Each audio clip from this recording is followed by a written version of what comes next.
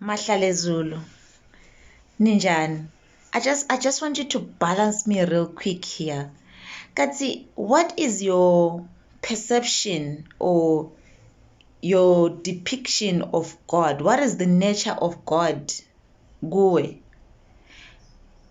Do you believe that God is a being like you and me? Because my understanding of God is that God is all, God is everything. And we see the nature of God in nature. So, nature, if you want to understand God deeply, you look at nature, then you see God. So, God to me is everything. God is reflected in me, God is reflected in you, God is reflected in the trees, God is reflected in everything that we see. Everything to me, my understanding is that everything is God. So, if why would we say God he if God is everything? Because nature is balanced. Even when we look at nature, we see balance. The sun is a depiction of the masculine. The Mother Earth is the depiction of the feminine. Water is the depiction of the feminine.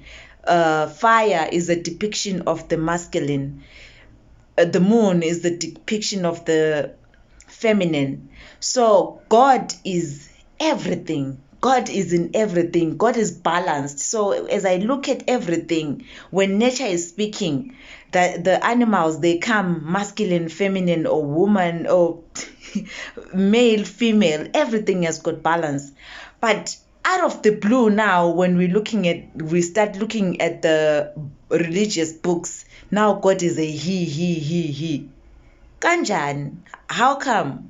Why is it now God is a he all of a sudden when everything is showing us that it goes in balance?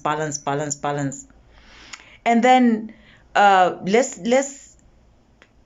not really go deeper into the Yeshua part, but let's speak about now there is the Son of God who is Yeshua, who is also a he and supposedly never married.